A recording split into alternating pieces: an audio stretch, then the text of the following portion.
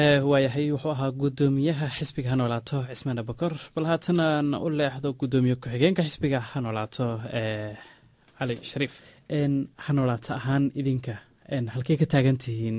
xaaladda dalku hadda ku jiro iyo siyaasadahan iyo waxaan guruubye ishaya idinku xaggey ka taagan tihiin ha noolaato ahaan bismillahi raxmaan raxiim waa anigu ha noolaato ahaan bosishonka iyo mowqifka iyaga ku saabsan xaaladda hadda waddanka uu ku jiro way caddahay waxay ku caddahay waddankan soomaali baa iskale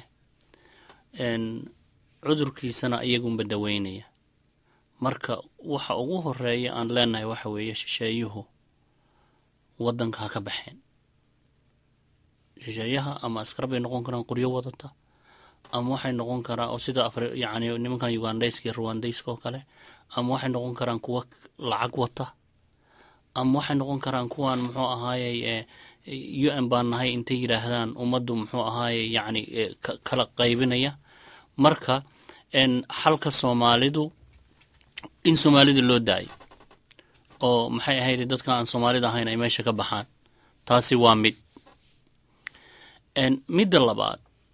waa in ummaddan laga dhex helaa dadkeeda ka fekeraya waxa iyada ay maslaxadda ugu jirto oo dabadeetna ay isu yimaadaan taasna maxay ahayday mid kale wey laiska daaya masaladan adduun baa noo imanaya iyo adduun baa halkaa ka yimid iyo UN baa imaanaysa caalam baa imaanaya caalamka imaan waa muxuu ahay 20 sano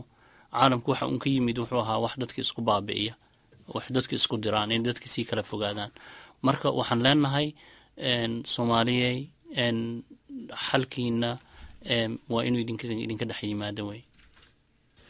maxaa ilaa hadda loo heli laayahay wax dadkii ka dhex yimaada oo wax qabta la hel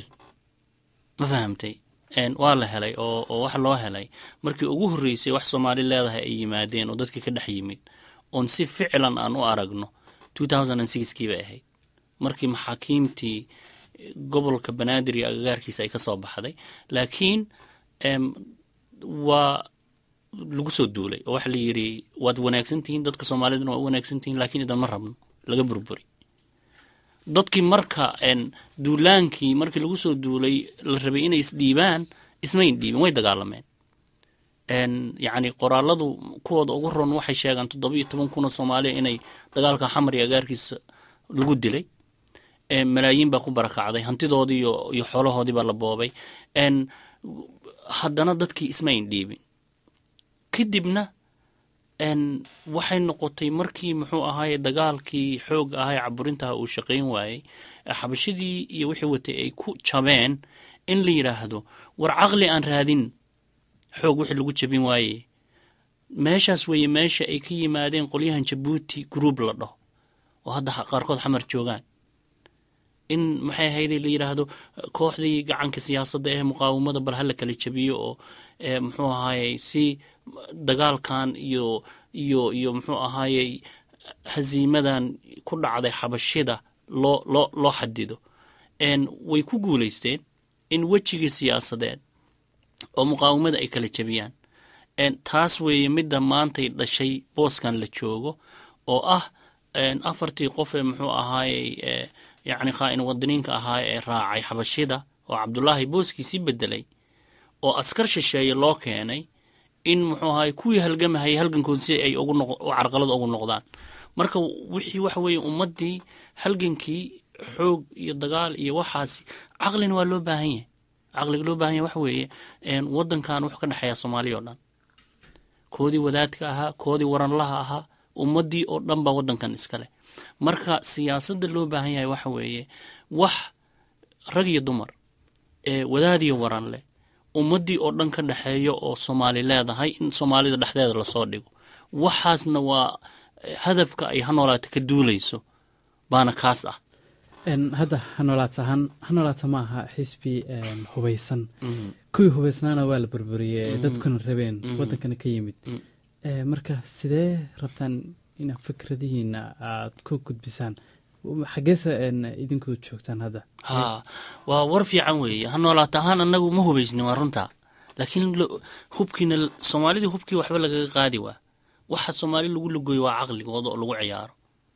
ha noolaato meesha ay ka imaanayso waxa weeye ma dadka caqligooda inay dhisto dadka inay tiraahdo garashadooda ay kor u qaado dadka inay u sheegto meesha ay masaalixdooda iyo dantooda ku jirto oo la yiraahdo war haddaad reeratihiin reer hebel dantiisa iyo reer hebel dantiisa waa isku dan wey midkan hadduu badbaado kan waa badbaado kan hadduu baaba'ana wuu baaba'aya marka annaga hadafkaas oo dadka in la walaaleeyo ah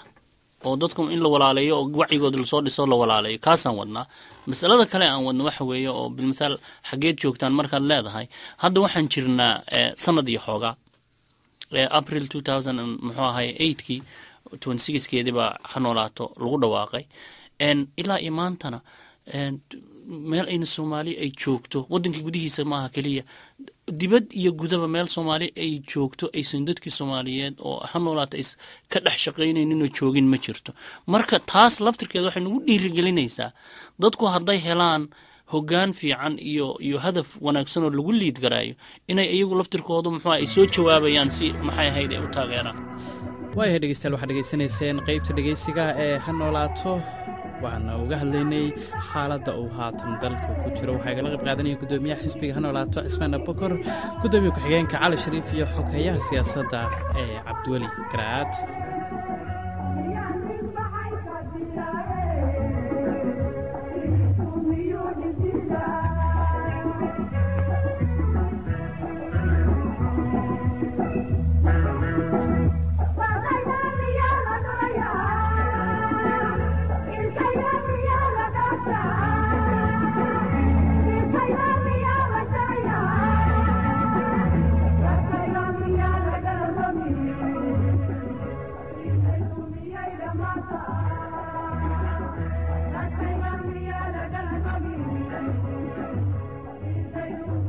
Mata